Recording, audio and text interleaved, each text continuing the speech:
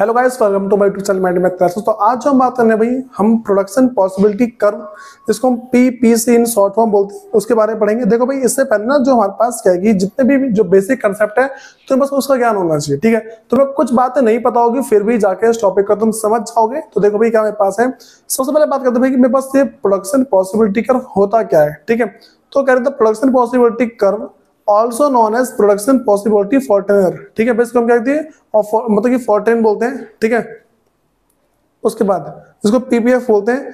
तो मेरे पास ये क्या है भाई, इज ग्राफिकल रिप्रेजेंटेशन। तो भाई मैं क्या बोलूँ, production possibility curve is a graphical representation that shows the different combination of two goods or services that an economy can produce efficiently। ठीक है, जब मेरे पास क्या है कि भाई available resources and technology while fully utilizing all resources। देखो भाई सिंपली मेरे पास मतलब क्या है कि जो ये जो प्रोडक्शन पॉसिबिलिटी कर्व है, ठीक है, प्रोडक्शन पॉसिबिलिटी कर्व मेरा एक ऐसा कर्व है जो भाई मेरे को कुछ ऐसे कॉम्बिनेशन शो करता है, कुछ ऐसे जोड़े बना के दिखाता है, जिससे मुझे ये पता लग जाए भाई कि मैं इस गुड्स का इतना रिसोर्सेस मतलब कि इतने गुड्स प्रोड्यूस कर सकता हूं। देखो मैं तुम्हें इसका एग्जांपल दे रहा हूं। सपोज कर लो भाई ये मेरे पास पीपीसी है और ये जो मेरे पास ये जो कर्व है ये इंडिकेट करता है कि भाई मेरे पास इतने रिसोर्सेस है। ये है मेरे पास गुड्स एक्स, ये मेरे पास तो वाई और ये मेरे पास है एक्स। ठीक है, अब सुनो भाई, अगर मैं इस पॉइंट को चूज करता हूं इसका मतलब है कि मैं गुड्स वाई के इतने और गुड्स एक्स के इतने, ठीक है, बस मान लो काउंटिंग डालो मैं, चलो 0 1 2 3 4 5 और 6। ठीक है, 1 2 3 4 5, ठीक है, यहाँ पे 6, इस पे 6 है। ठीक है, यहाँ पे फिर यहाँ पे 1 2 3 4 5। ठीक है, इस तरीके से लेके चल रहा हूं। अगर मैं इस पॉइंट पे प्रोड्यूस करता हूं इसका मतलब जो मेरे पास गुड्स वाई है उसके मैं 5 यूनिट और गुड्स एक्स के 2 यूनिट प्रोड्यूस कर सकता हूं। लेकिन जैसे ही मैं गुड्स वाई के यूनिट को कम करता हूं, मैंने इसको किया 3, ठीक है भाई, ये मेरे पास आ गया 4। तो इस पॉइंट पे क्या है मेरे पास, इस पॉइंट पे हम इसको बोलते हैं, देखो गुड्स वाई की जैसे ही मैंने यूनिट को कम किया मेरे पास गुड्स एक्स की यूनिट क्या भाई बढ़ गई। ठीक, तो पीपीसी मेरे पास एक ऐसा कर्व है जो मुझे ये शो करके देता है कि भाई किस तरीके से मेरे पास एक जो कर्व है, ठीक है, दो मेरे पास किसी भी दो गुड्स के कॉम्बिनेशन को शो करे। देखो पहला गुड्स ये रहा, दूसरा गुड्स ये रहा। ठीक है, इस वाले पॉइंट पे मान लो ये पॉइंट ए है, ये पॉइंट बी है। ठीक है, अगर मैं इस वाले पॉइंट को चूज करता हूं तो गुड्स एक्स के इतने यूनिट और मतलब गुड्स वाई के 3 यूनिट और गुड्स एक्स के 4 यूनिट। ठीक है, इस तरीके से प्रोड्यूस कर रहा हूं। तो भाई ये मेरे पास बातें पड़ती है। ठीक है, ये अब सुनो, अगर हम कर्व के अंदर कोई सा यूनिट चूज करते हैं इसका मतलब है मैं अपने रिसोर्सेज को फुल्ली यूटिलाइज नहीं कर रहा, जितना पैसा मेरे पास है, जितने मेरे पास कैपेसिटी है, मैं उतना यूज नहीं कर रहा। ठीक है, अगर इसके बाहर की सोचूंगा मैं कर ही नहीं पाऊंगा। मेरे पास रिसोर्सेज इस कर्व के बराबर है भाई, ये जो कर्व मेरे पास है इस कर्व के बराबर मेरे पास रिसोर्सेज है। ठीक है, अब सुनो, तो भाई बाहर जो मेरे पास है उसको बोलते हैं अनअटेनेबल कॉम्बिनेशन। ठीक है, अनअटेनेबल कॉम्बिनेशन। ठीक है, और जो अंदर वाले मेरे पास है, ठीक है, इसको और इसको, ठीक है, अंदर वाले और जो लाइन के ऊपर इसको हम बोलते हैं अटेनेबल कॉम्बिनेशन। देखो अनअटेनेबल का मतलब जिसको हम अचीव नहीं कर सकते, जितना हम प्रोड्यूस नहीं कर सकते, लेकिन जो मेरे पास अंदर वाला है उसको हम क्या बोलते हैं, फिर जो लाइन के ऊपर उसको बोलते हैं अटेनेबल। ठीक है, अब सुनो भाई, अगला तो वैसा कह रहा है production possibility curve is the curve showing different combination, अलग अलग कॉम्बिनेशन शो करता है ऑफ टू गुड्स। भाई दो गुड्स है, एक मेरे पास वाई है दूसरा एक्स है। ठीक है, two goods which can be produced with the available resources on the assumption. भाई कुछ एजम्पशन है वो मान के चलना है। देखो सबसे पहली एजम्पशन क्या है मेरे पास, रिसोर्सेज गिवन है भाई, रिसोर्सेज मेरे पास होने चाहिए। दूसरा, given resources are fully and efficiently utilized, जो भी मेरे पास रिसोर्स है उसका मैं पूरा अच्छी तरीके से यूज कर रहा हूँ। फिर टेक्नोलॉजी रिमेन्स कांस्टेंट, भाई जो टेक्नोलॉजी है उसमें कोई चेंज नहीं आएगा। ठीक भाई, जो मेरे पास है इसको हम क्या क्या बोलते हैं, जो प्रोडक्शन पॉसिबिलिटी कर्व उसको क्या बोलते हैं। ठीक है, पहले इसको बोलते हैं प्रोडक्शन बाउंड्री। ठीक है, अगला इसको बोलते हैं प्रोडक्शन फॉर्टनेर। ठीक, ट्रांसफॉर्मेशन लाइन, अगला बोलते हैं ट्रांसफॉर्मेशन कर्व, ये सब बोल सकते हैं। अब भाई मेरे पास कुछ हम इसको एग्जांपल की हेल्प समझेंगे। तो illustration to show production possibility curve. देखो भाई मेरे पास क्या है यहाँ पे कि पहले हम दो चीज, एक तो मेरे पास व्हीट है, गेहूं, दूसरा मेरे पास क्लॉथ कपड़ा, ठीक। ये दोनों मेरे पास भाई देखो जो वीट है वो लाख टन के हिसाब से, तो इस मतलब कि 100 लाख टन, ठीक है। और मेरे पास जो कपड़े हो गए 1000 में। अब सुनो, मतलब 1000 बेल्स का मतलब है 1000 गट्ठर, ठीक है, 1000 बोरे मान लो, ठीक है। अब सुनो, यहाँ पे जो कॉम्बिनेशन ए है, देखो भाई नीचे कर्व मेरे पास है, ये मेरे पास कर्व, ठीक है। जो कॉम्बिनेशन ए है मेरे पास, ये रहा कॉम्बिनेशन ए। कॉम्बिनेशन ए पे, ठीक है, जो कॉम्बिनेशन ए है मेरे पास उस पे गुड्स जो मेरे पास वीट है, ठीक है, वीट को जो वीट प्रोडक्शन है वो मेरे पास मतलब 100 लाख टन है, ठीक। लेकिन जो मेरे पास क्या है कि दूसरा वाला है जो क्लॉथ है वो क्या जीरो है, क्योंकि भाई सिर्फ इसी पे तो है और इस पे कहां जीरो है। लेकिन अगर बी पॉइंट पे आ जाऊं, बी पे इसका तो भाई 90 है, ठीक है। जो मेरे पास वीट है वो कितना 90 है, और जो मेरे पास जो क्लॉथ है इसका क्या है 1 है, ठीक है। ए देखो 1 का मतलब क्या है, यहाँ पे जो 1 का देखो यहाँ पे 90 है, फिर क्या यहाँ पे 1 है, इसका मतलब क्या है क्लॉथ कितना है 1000 बेल्स है, मतलब कि 1000 बेल्स है। 1000 बेल्स का मतलब क्या होता है भाई, बेल्स का सिंपली मतलब निकल के आता है गट्ठर, ठीक है। इतना मोटे मोटे गट्ठर होते हैं वो चीज होती है, ठीक है। फिर उसके बाद जो मेरे पास अगला है, उसके बाद होते हैं जो सी कॉम्बिनेशन मेरे पास है उस पे 70 2 40 3 0 4, ठीक। इसके बाद देखो ये तो मैं एजम्पशन ना ऊपर पढ़ा चुका हूं, मैंने जस्ट पढ़ा है, ठीक है। अब मेरे पास क्या देखो कर्व में दे सकते हो। अब मेरे पास क्या है देखो, ये रहा ना मेरे पास सी पे इसका 70 इसका 2। हम देखो ऐसे जैसे बढ़ाते घटाते जाना, इससे क्या पता लग रहा है, इससे ये पता लग रहा है भाई किसी एक का प्रोडक्शन बढ़ाने के लिए हमें किसी दूसरे का प्रोडक्शन कम करना होगा। अब सुनो भाई, जो पॉइंट अगर मैं इस एफ पॉइंट को लेना चाहता हूं, एफ पॉइंट पॉसिबल ही नहीं है। क्यों पॉसिबल नहीं है भाई, इस लाइन से बाहर है। लाइन से बाहर का मतलब क्या है भाई कि रिसोर्सेज मेरे पास सिर्फ जहां तक लाइन जा रही है, ये जो लाइन जहां तक जा रही है भाई सिर्फ इस लाइन के बराबर मेरे पास रिसोर्सेस है, तो बाहर वाले क्या बोलते हैं अनअटेनेबल कॉम्बिनेशन ऑफ आउटपुट, ठीक है। और जो पॉइंट के ऊपर है उसको बोलते हैं अटेनेबल, ठीक है। अब सुनो भाई नेक्स्ट बात करते हैं हम, यहाँ पे assumption of PPC है। पहले कह रही resources are given resources are fully and efficiently utilize and technology remains constant. भाई टेक्नोलॉजी में कोई चेंज नहीं है। भाई देखो ये जो इतना बड़ा लिखा हुआ है ना, इसमें कुछ नहीं है, ऊपर जो मैंने लिखा हुआ है वही है। देखो हम इसमें मैं इसको कैसे डिफाइन करूंगा, इसको मैं लिखूंगा ऐसे, लिखूंगा कि when at the point A if we are producing, पे हम लिखेंगे एट पॉइंट ए ऐसे रहेंगे 100 लाख टन्स ऑफ, मैं 100 यूनिट लेके चल रहा हूँ, ठीक है।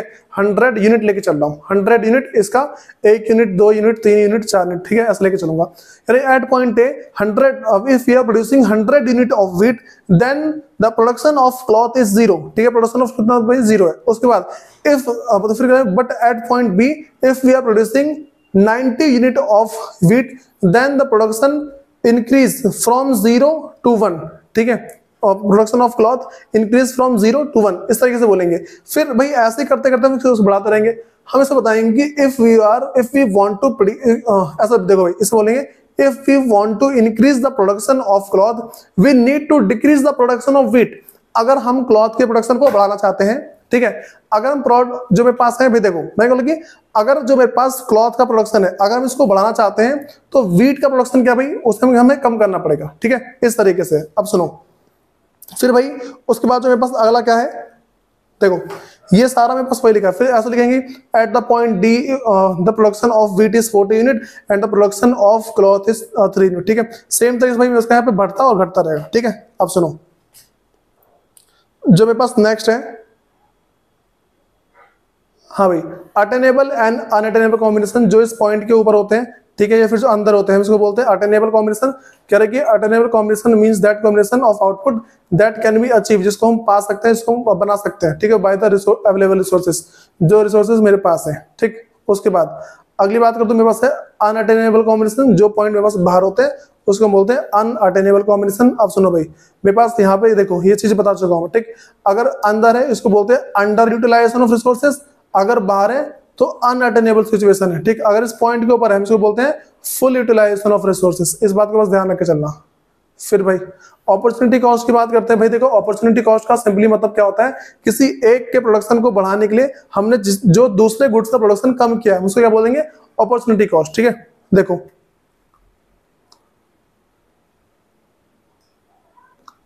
हाँ भाई मैंने बोला कि अगर मैं बी पॉइंट से देखो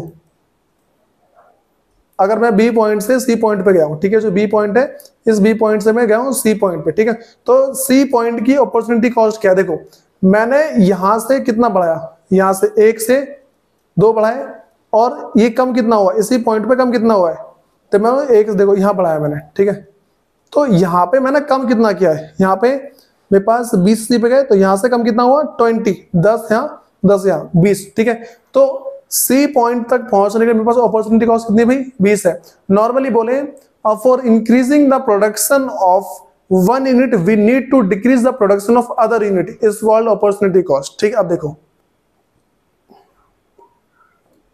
भाई, देखो opportunity cost refers to the value of factor in its next best alternative use. देखो भाई, किसी एक अगले अच्छे को प्राप्त करने के लिए जो हमने पिछला छोड़ा उसे हम क्या बोलते हैं, अपॉर्चुनिटी कॉस्ट। मान लो भाई एक इंसान था, उसकी सैलरी थी 10,000, ठीक है, अब वो क्या है कि एक सैलरी इसको 10,000 मिली, दूसरी इसकी सैलरी मिली 12,000 रुपए, ठीक है, तो बताओ इसने इस 10,000 रुपए की सैलरी, देखो उसने क्या किया 10,000 की सैलरी छोड़ के 12,000 की सैलरी पे गया, तो उसकी इस सैलरी को पाने की कॉस्ट क्या थी भाई 10,000 रुपए। उसने क्या किया, इस 12,000 की सैलरी को पाने के लिए उसने कितने रुपए छोड़े, उसने छोड़े 10,000 रुपए, उसने क्या छोड़ दिए। तो नॉर्मली क्या बोलेंगे भाई कि इस 12,000 की सैलरी को पाने के लिए उसने 10,000 की नौकरी छोड़ी, तो अपॉर्चुनिटी कॉस्ट कितनी भाई 10,000 रुपए इसकी अपॉर्चुनिटी कॉस्ट, ठीक है। अब सुनो, फिर अगली बात करते हैं भाई, मेरे पास है marginal opportunity cost. Marginal opportunity cost का मतलब है कि एक यूनिट को बढ़ाने के लिए हमने कितने यूनिट छोड़े हैं, ठीक है, किसी एक गुड्स का एक यूनिट को बढ़ाने के लिए हमने उस दूसरे पहले वाले गुड्स से कितने यूनिट छोड़े हैं, तो it is the rate at which output of goods Y is sacrifice, ठीक है, जो गुड्स वाई है उसको सैक्रिफाइस किया गया है, मतलब इधर वाले को कम किया गया है, ठीक है, for every additional unit of goods x, goods X की एक यूनिट को बढ़ाने के लिए गुड्स वाई की कितने यूनिट को छोड़ा गया है, ठीक है। अब सुनो इसका भाई एग्जांपल देख लो, कह रहे कि marginal opportunity cost means for getting more quantity of goods X we need to sacrifice quantity of goods Y, ठीक है, मतलब कि गुड्स एक्स की क्वांटिटी को गेन करने के लिए, मतलब कि गेट ज्यादा पाने के लिए हमने क्या भाई सैक्रिफाइस किया, किसको सैक्रिफाइस किया हमने गुड्स वाई को। अब सुनो, तो भाई लॉस ऑफ गुड्स वाई है, गेन ऑफ गुड्स एक्स, अगर हमें निकालना होता है ना कैसे इसको निकालते हैं, marginal opportunity cost is equal to loss of output, जिसका मुझे लॉस हुआ है, फिर गेन ऑफ आउटपुट, ठीक है। अब जो नेक्स्ट मेरे पास है भाई shifting rotation of production possibility, देखो भाई मेरे पास चेंज इन रिसोर्सेज है, अगर रिसोर्सेज चेंज होते हैं तो क्या फर्क पड़ता है, रिसोर्सेज आर इंक्रीज, अगर रिसोर्सेज इंक्रीज होते हैं तो जो मेरे पास पीपीसी कर वो आगे की तरफ बढ़ जाता है, इसका मतलब होता है भाई प्रोडक्शन हम क्या आगे बढ़ा सकते। देखो पहले मेरे पास क्या, पहले यहाँ पे था, यहाँ से यहाँ पे था, जैसे ही मेरे पास रिसोर्सेज बढ़े, देखो इतना मेरे पास given resources, when resources are increase, जैसे रिसोर्सेज बढ़ गए मेरे पास क्या भाई ये आगे की तरफ शिफ्ट हो गया।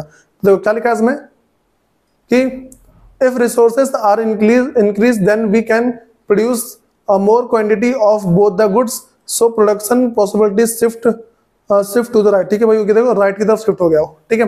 अब वैसे मेरे पास जैसे यहाँ इंक्रीज हो वैसे मेरे पास डिक्रीज होगा, कह रहे कि if resources are reduced we can produce less of both the goods, so PPC will be shifted left, ठीक है, तो मेरे पास देखो पीछे की तरफ शिफ्ट हो गया। अगर मेरे पास जो रिसोर्सेस है वो क्या रिड्यूस हो जाते हैं, देखो पहले मेरे पास था यहाँ पे, पहले था यहाँ पे, ठीक, मेरे पास गिवन रिसोर्स मेरे पास ये वाला था, जैसे ही कम हो गया हम क्या पीछे की तरफ शिफ्ट हो जाएंगे, ठीक है। व्हेन रिसोर्सेज आर रिड्यूस, जब रिड्यूस कम मेरे पास क्या रिसोर्सेज रिड्यूस हो गए, फिर हम क्या है यहाँ से यहाँ शिफ्ट हो गए, ठीक है।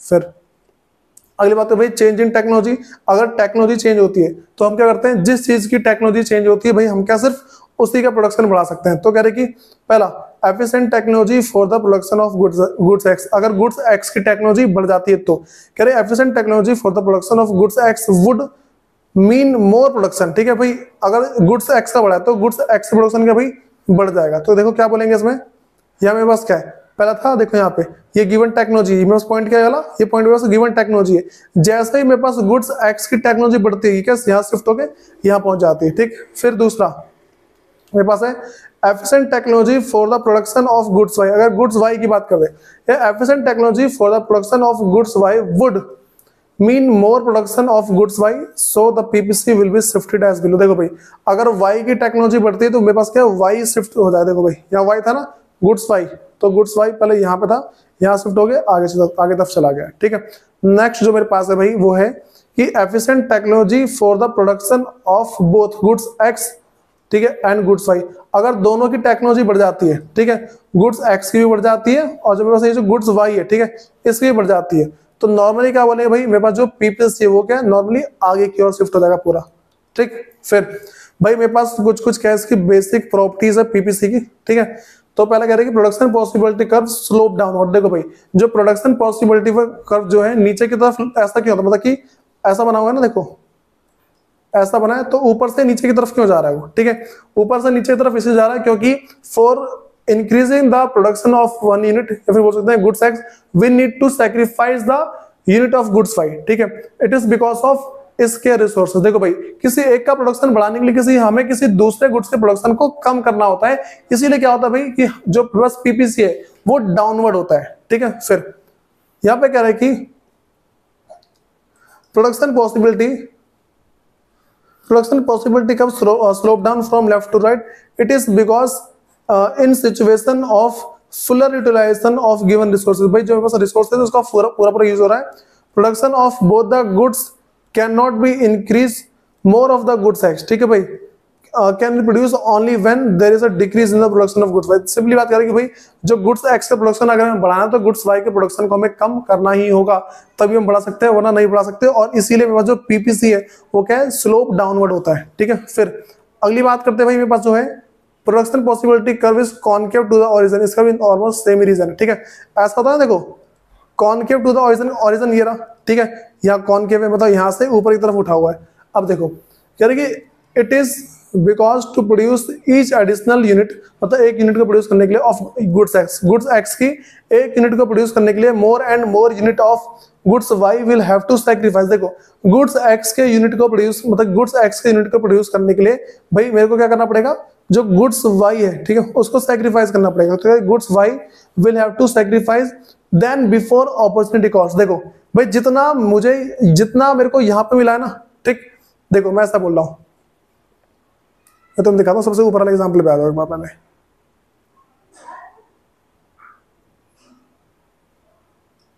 यहां देखो क्या क्या भाई, मैंने सबसे पहले यहां पे 0 था, ठीक है, यहां से यहां मैंने कितना कम किया, 10, ठीक है, यहां कितना बढ़ा, 1 बढ़ा। अगली बार मैंने कितना कम किया, 20, यहां कितना, 1 बढ़ा। अगली बार कितना कम किया मैंने, 30, यहां कितना, 1 बढ़ा। अगली बार कितना कम किया, 40, यहां कितना, 1 बढ़ा।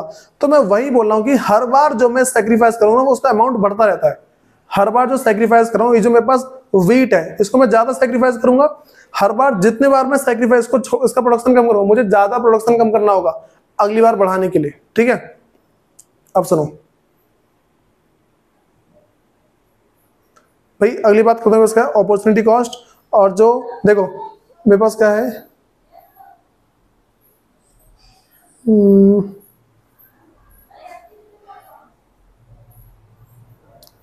भाई मेरे साथ डिफरेंस है अपॉर्चुनिटी कॉस्ट था और margin opportunity cost. Total opportunity cost है, मार्जिन अपॉर्चुनिटी कॉस्ट, ठीक है। इसका डिफरेंस एक बार देखना,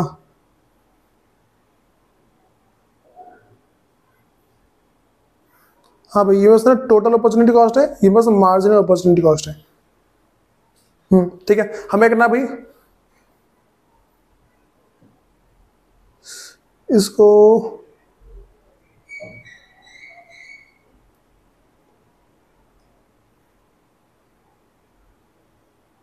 हाँ भाई ये बस मार्जिनल अपॉर्चुनिटी कॉस्ट है। देखो मेरे पास ये मार्जिनल कॉस्ट है, बस ना अपॉर्चुनिटी कॉस्ट है। हाँ भाई, तो मेरे पास क्या ये वाला मार्जिनल है, ये पास का टोटल अपॉर्चुनिटी कॉस्ट बोल सकते हैं, ठीक है। तो क्या मेरे पास डेफिनेशन बोलते हैं the additional cost incurred by producing और कंज्यूमिंग वन और मोर यूनिट और सर्विस, ठीक है। मार्जिनल मेरे पास देखो भाई इसका मतलब क्या होता है, किसी देखो कह रहे कि द एडिशनल कॉस्ट, ये जो मेरे पास एक एक्स्ट्रा खर्चा हुआ है, ठीक, किसी भी एक अगले गुड्स को बनाने के लिए जो भी मेरे पास जो एक्स्ट्रा खर्चा हुआ होता है, इसमें क्या बोलते हैं मार्जिनल अपॉर्चुनिटी कॉस्ट, ठीक है। उसके बाद मैं एक बार ना इसको रहने देना, ठीक है, इसको मैं ना जो अगली क्लास में कवर करा दूंगा, ठीक, डिफरेंस में थोड़ा इशू हो जाएगा वो। सुनो भाई कुछ एग्जांपल मेरे पास है, इसमें कह रहे कि एक क्वेश्चन मेरे पास पहला कह रहे कि an economy produce two goods wheat and cloth, ठीक है, wheat है, दूसरे की cloth है। The following table summarize production possibility, calculate the marginal opportunity cost, ठीक है। देखो मेरे पास क्या भाई यहाँ पे ना मार्जिनल अपॉर्चुनिटी कॉस्ट निकालनी है, तो opportunity cost of producing more cloth in place of wheat, भाई व्हीट की जगह पे जो मैंने क्लॉथ को प्रोड्यूस किया है, हमें इसकी क्या मार्जिनल अपॉर्चुनिटी कॉस्ट निकालनी, कैसे निकालते देखो भाई, तुम्हारे पास ना क्वेश्चन में टेबल बना हुआ आएगा, इसका आंसर देखो क्या करना है, मैं सिंपली पहला व्हीट का कितना भाई, व्हीट का 100 है, इसका 0, तो मैंने यहाँ पे तो कुछ भी लॉस नहीं किया, यहाँ पे कुछ नहीं, पहला छोड़ देंगे। यहां से यहां आने में कितना कम हुआ है 10, ठीक, और कितना बढ़ा ऊपर लिखते हैं लॉस, नीचे लिखते हैं गेन, ठीक है। लॉस कितने का हुआ 10 का, यहाँ पे मैंने माइनस किया है, यहाँ माइनस किया भाई, यहाँ पे 25 प्लस किया है, तो लॉस अपन में गेन, लॉस ऊपर गेन नीचे, 10 को 25 से डिवाइड करो 0.4, ठीक है। वैसा ही इसका अगला, यहां से आगे पर जाने के लिए कितना कम किया मैंने 20 कम किया, क्योंकि देखो 20 कम किया, 90 से 70 पे 20, और यहां से जाने के लिए मैंने कितना किया भाई 25 पे जाने के लिए मैंने कितना किया दोबारा पे 25, फिर देखो 20 और 25 0.8, जितना हम यहाँ से कम करते हैं यहाँ पे कितना किया माइनस का 30, ठीक है, यहाँ पे 25, तो 1.2। देखो भाई मेरे पास क्या है, जो मार्जिनल अपॉर्चुनिटी कॉस्ट है वो मेरे पास क्या भाई हर बार बढ़ती है, 0.4 0.8 1.2 3 फिर 5, ठीक है, ये मेरे पास क्या हर बार बढ़ता जा रहा है। अब सुनो अगला जो मेरे पास देखो, अगर इसका कर्व बनाएंगे ना वो ऐसा बनेगा, तो मैं कुछ नहीं करना होता, एक गुड्स को एक साइड रखना होता है, दूसरे गुड्स को इस साइड रखना होता है, तुम्हारा कर्व जो है अपने आप बन जाता है, ठीक है। जैसे मान लो कि 90 फिर 70, ठीक, ऐसे करके पहले इसको ऐसे देखो, पहले क्या करना नॉर्मली हमें, देखो मैं तो बना के दिखा रहा हूं,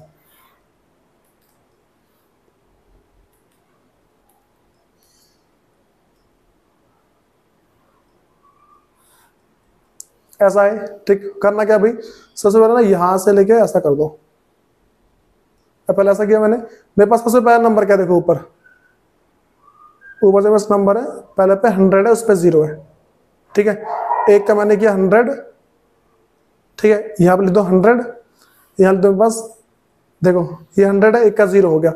अब मेरे पास सबसे बड़ा नंबर क्या है देखो इस साइड, यहाँ पे 87 है ना भाई, तो क्या करेंगे यहाँ पे 87 लिख दो, ठीक, 100 और 87 लिख दिया। अब हमें कम ज्यादा करना है, एक का 90 है, ठीक है, देखो मैं इस पे आ रहा हूँ पहले, देखो पहले मैं अगले पे 90 और 25, तो यहाँ पे ऐसा कर दो, यहाँ पे कर दो 80 के बाद 90, ठीक है, फिर यहाँ पे 25, नीचे यहाँ पे 25, ठीक, फिर यहाँ पे कितना है देखो 70, वैसे 70, फिर यहाँ पे 50, तो यहाँ से 70 और 50, फिर और कम और ज्यादा, ऐसे और कम और ज्यादा, ऐसे करते क्या बस तुम्हें नंबर लिख देना तुम्हारे बन जाता, ठीक, और इसको लिखने की जरूरत नहीं पड़ती है, ये जो लिखा हुआ है ना इसको लिखने की जरूरत पड़ती नहीं है, ठीक है भाई। देखो जिस तरीके से बताया ना, इसका एक क्वेश्चन पक्का 4 मार्क्स का आने के चांस होते हैं, तो तुम्हें भाई इसको कवर कर लेना है, वरना तुम्हें काफी ज्यादा दिक्कत आ सकती है। उसके बाद देखते हैं इसकी नेक्स्ट क्लास में। धन्यवाद।